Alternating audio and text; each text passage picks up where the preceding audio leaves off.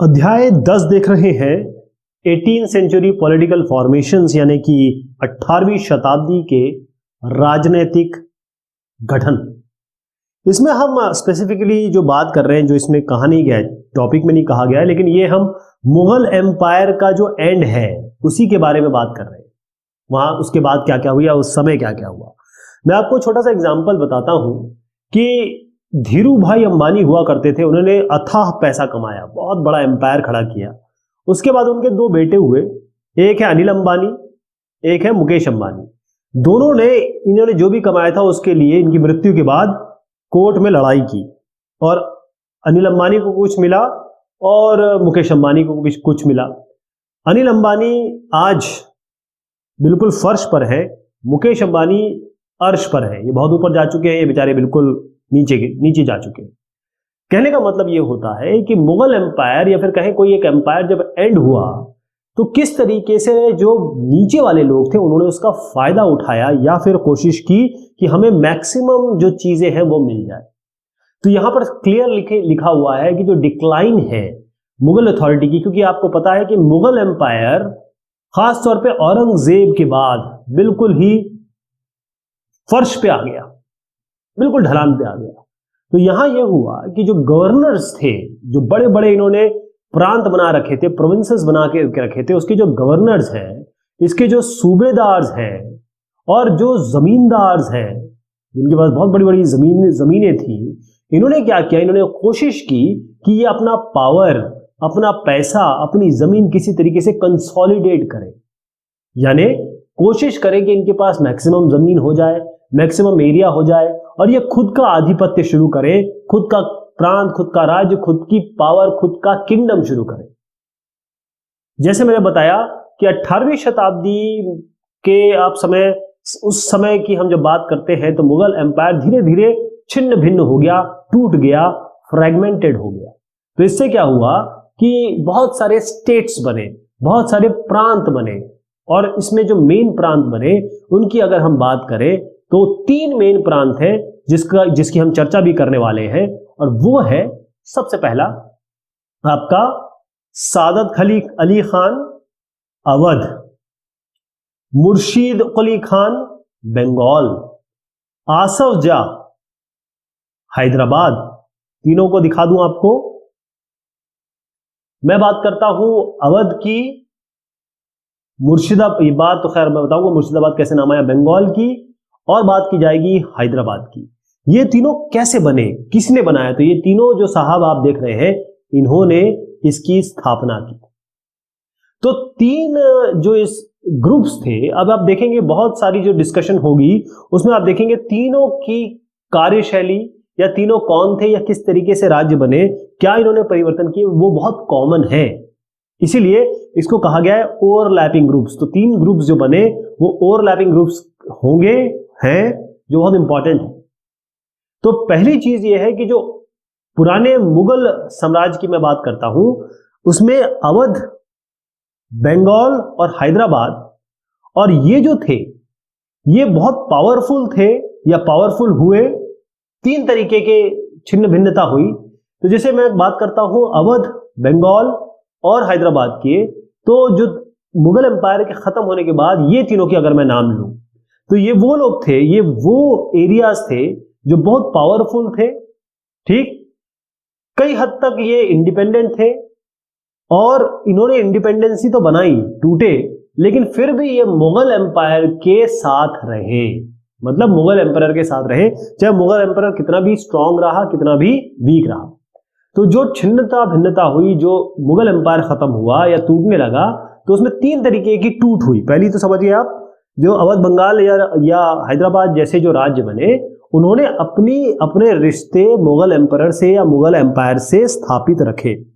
दूसरे जो राज्य बने उनका क्या था, वो अपने आप इंडिपेंडेंट थे। जैसे राजपूतों का क्या था कि राजपूतों के बहुत गहरे संबंध थे, उनकी बेटियां ब्याही हुई थी मुगलों के साथ। इसके अलावा राजपूतों का बहुत बड़ा ओहदा था, सूबेदार थे ये मुगल एम्पायर के साथ। तो इनको वतन जागीर दी गई थी, यानी कि आप इतना एरिया लीजिए और अपना राज करिए। तो इनके पास तो ऑलरेडी वतन जागीर थी।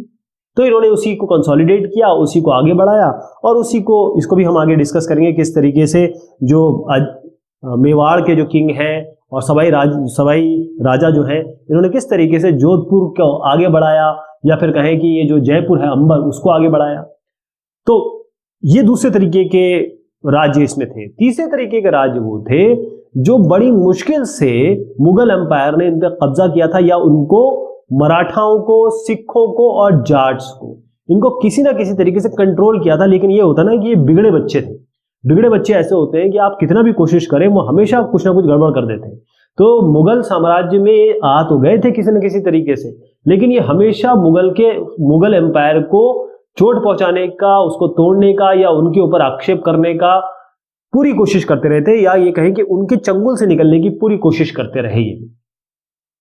तो इस तरीके का स्ट्रगल इनके बीच में हमेशा चलता रहा, मुगल एम्पायर, मुगल साम्राज्य और मराठा, और जो मैंने आपको जाट और सिखों का नाम दिया। तो तीन तरीके की बात समझ गया। पहले वो जो बने लेकिन उन्होंने मुगल एम्पायर के साथ रिश्ते कायम रखे। दूसरे जो ऑलरेडी वतन जागीर थे, जो जिनके पास ऑलरेडी राजपूत जैसे जो राज्य है, और फिर उन्होंने अपने राज्य बढ़ाए। तीसरे जो थे, जो पहले से ही उनकी खटपट थी मुगल एम्पायर के साथ, और जब देखा कि भाई इनके जो मुगल एम्पायर के जो राजा है वो तो वैसे ही वीक हो गए औरंगजेब के बाद, ना इनके पास पैसा है ना इनके पास कोई पावर है अब, तो ये वैसे ही निकलने की कोशिश करने लगे और फाइनली निकले भी, राइट। और ये हमेशा मुगल एम्पायर से लोहा लेते रहे, जबकि किसी न किसी तरीके से मुगल एम्पायर के अंडर में आया करते थे।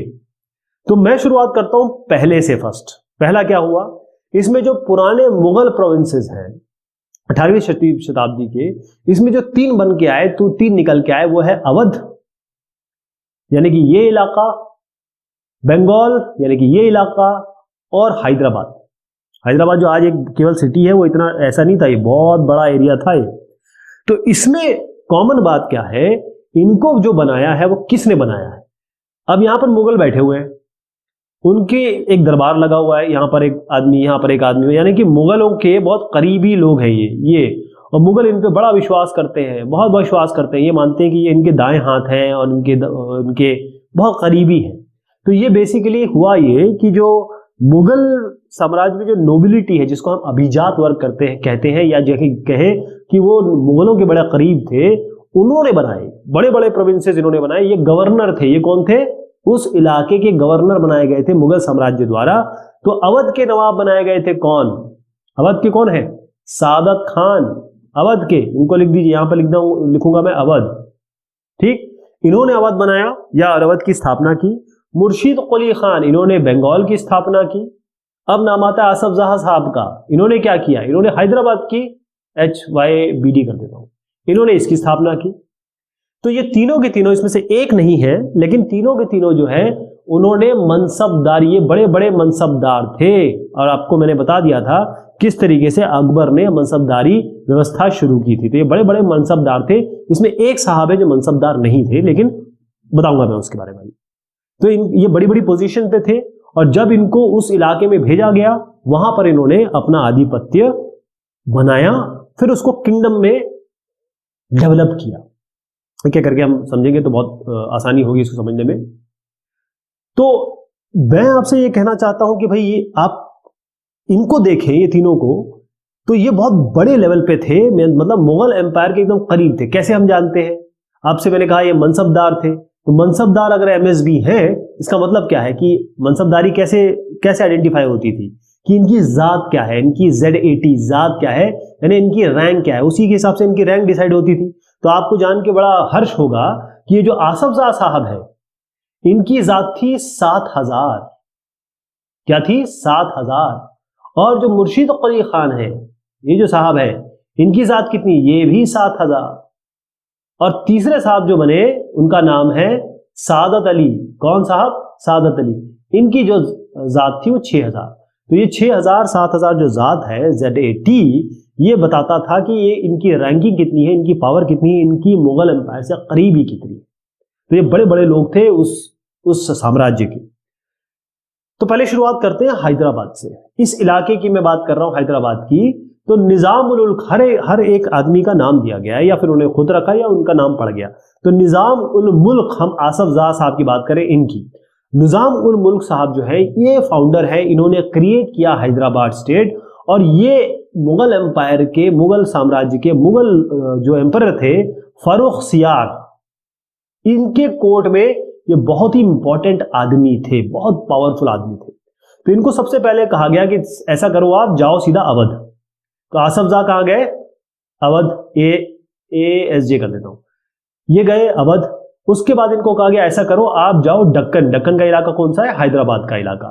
तो दक्कन चले जाइए आप, दक्कन का पठार बड़ा फेमस है, तो यहां पर चले जाइए। तो यहां पर गए और यहां पहुंचते ही इन्होंने क्या किया कि जो आसफ जाह साहब हैं, इन्होंने क्या किया कि जो पॉलिटिकल और फाइनेंशियल, यानी कि जो राजनीतिक व्यवस्था है और जो पैसे से सब कुछ होता है, जो फाइनेंशियल है यानी कि जो आर्थिक पैसे वाली जो चीज है, एडमिनिस्ट्रेशन या इसका प्रशासन, राजनीतिक प्रशासन और आर्थिक प्रशासन, ये दोनों अपने कब्जे में कर लिए, दोनों अपने कंट्रोल में कर लिए। और खास तौर पे जो दक्कन में जो टर्मोइल चल रहा था, जो दिक्कतें आ रही थी, क्योंकि आपस में यहाँ पर नायक्स भी है, यहाँ पर तमाम तरीके की दिक्कतें चल रही थी यहाँ पे, और मुगल एम्पायर से खास तौर पे इन्होंने इसका फायदा उठाया। क्योंकि जो कोर्ट में, मुगल एम्पायर के कोर्ट में जो अभिजात वर्गों के बीच में दिक्कतें थी, उसके अलावा जो दक्कन में दिक्कतें चल रही थी, उन सब का फायदा उठाने का काम आसफ जाह ने किया, जो कि हर समझदार आदमी करता है। और फिर इन्होंने ये पावर अपने पास लिया और उसके बाद ये इस इलाके के रूलर बन गए, शासक बन गए। कौन साहब? हैदराबाद के कौन बने? निजामुल मुल्क आसफ जाह। तो इन्होंने क्या किया था, क्योंकि ये इनको पहले यहां भेजा गया था। कहां भेजा गया था? अवध। मैं दिखा देता हूं।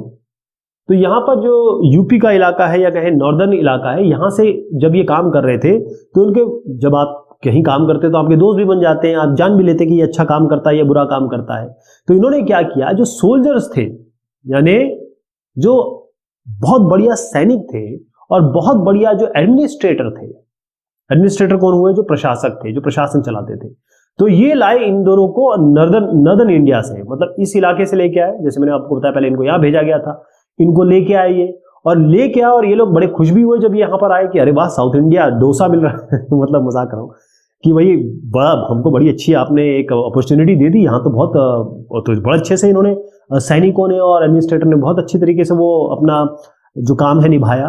इन्होंने क्या किया, अपने आप आसफ जाह साहब ने अपने आप मनसबदार नियुक्त कर लिए खुद ही, और उनको दे दी जमीन। लीजिए साहब, आपकी जागीर हो गई, उनको जागीर भी दे दी।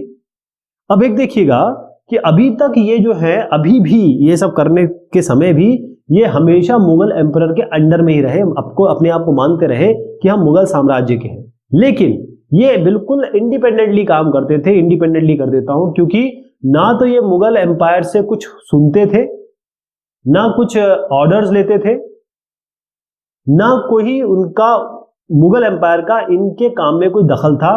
मतलब ये इंडिपेंडेंट काम करते थे, कोई इंटरफेरेंस नहीं था, कोई भी मुगल एम्पायर का इनके काम में इंटरफेरेंस नहीं था।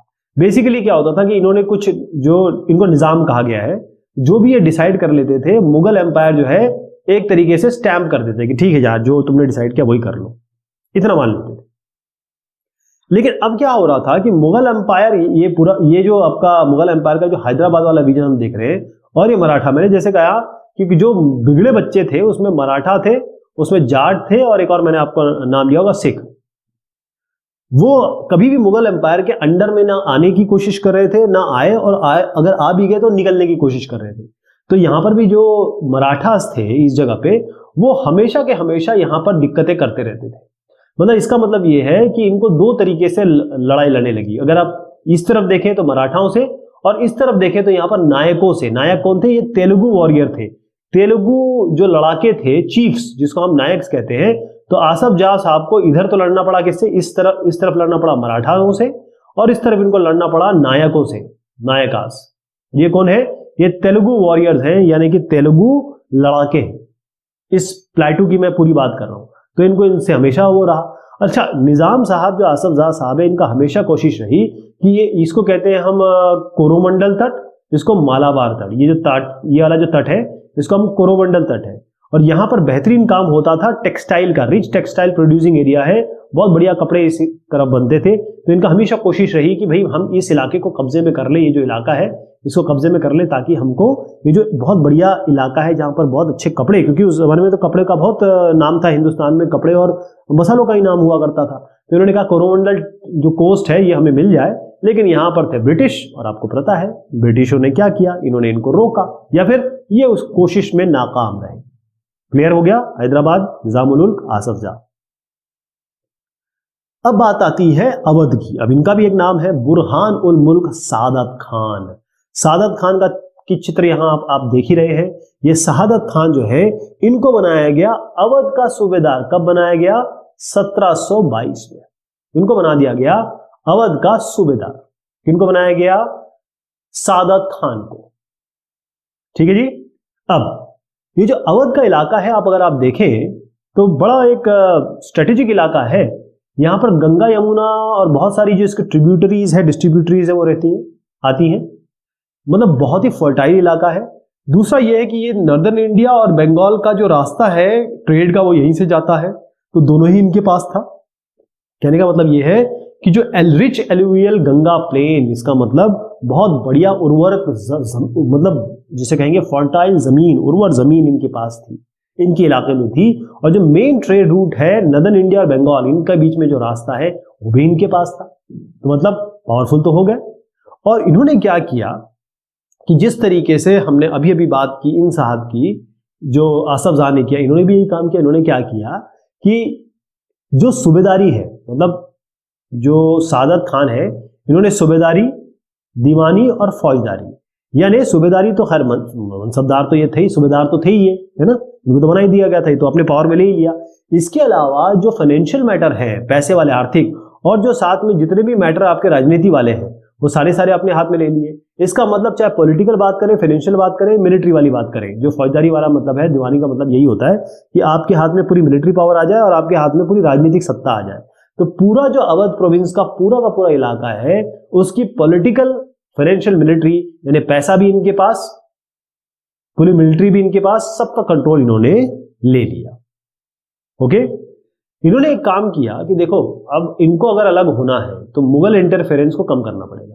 मुगल वैसे ही इनको समझ में आ गया था, क्योंकि ये तो उनके बहुत करीब थे, इनको समझ में आ गया था कि देखो मुगल तो वीक हो रहे हैं। तो इन्होंने क्या किया, मुगल इंटरफेरेंस को या मुगल के दखल को कम करने के लिए, जो मुगल एम्पायर ने जो जागीरदार मतलब जिनको जमीनें मिली हुई थी, वो सब जो जागीरदार थे, जो मुगल एम्पायर के थे, इनको कम करना शुरू कर दिया। और अपने क्योंकि पहले तो जागीरदार कम कर दिए, ऊपर से जो जागीरदार थे उनकी जमीनें भी काट दी कि भैया ऐसा है, जागीरदार आप हो, आप ना इतनी जमीन में काम करो, तो बाकी जागीरों का क्या होगा।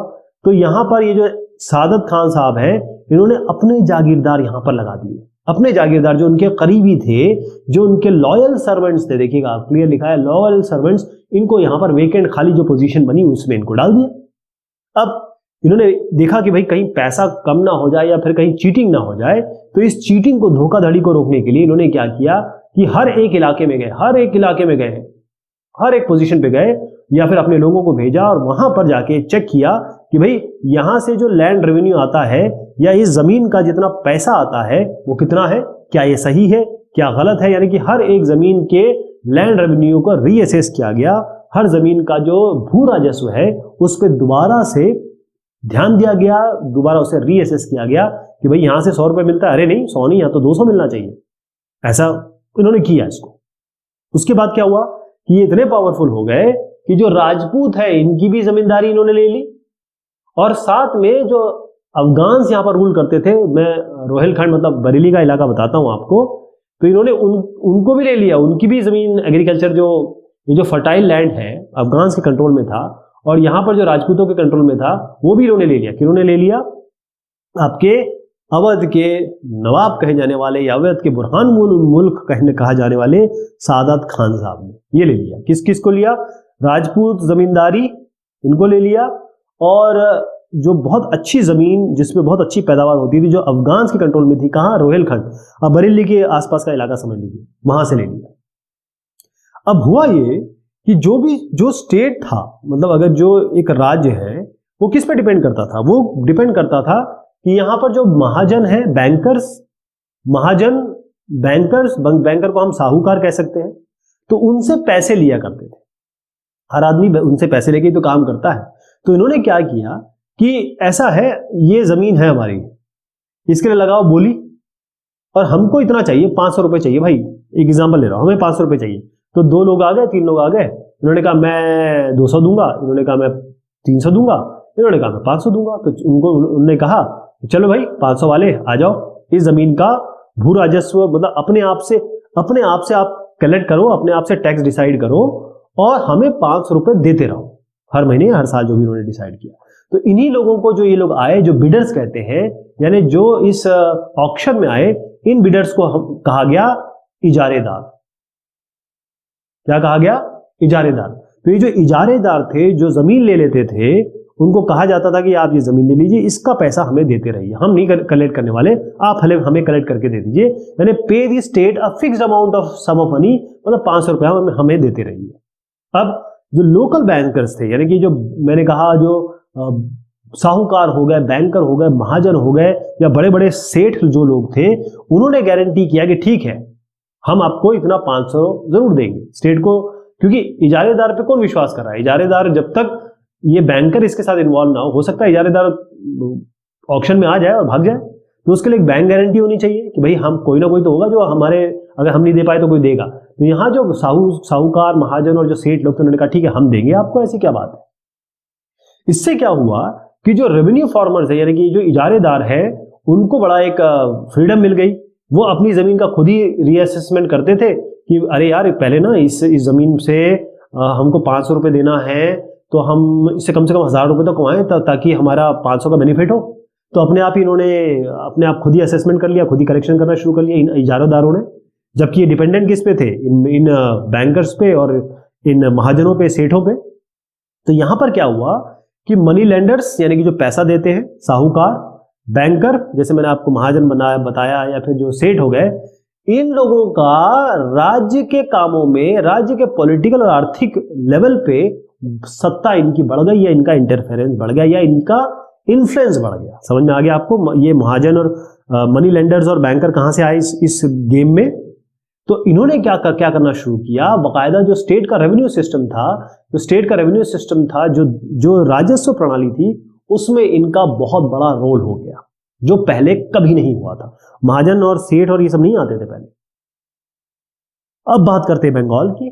आपको बहुत सारी चीजें ऐसी मिलेगी जो अभी मैंने आपको बताया। तो बंगाल की बात करते हैं। एक काम किया जाए, इस बंगाल को हम क्यों ना अगली बार, नहीं, इसको हम कंप्लीट करते हैं। बंगाल का कंप्लीट करना पड़ेगा क्योंकि उसके बाद हम अलग एक एस्पेक्ट में जाएंगे। बंगाल की बात मैं करता हूं क्योंकि छोटा ये डिस्कशन है। बंगाल जो है वो अल्टीमेटली मुगल कंट्रोल से छूटा। किसके अंडर में? उनका नाम है मुर्शीद कुली खान।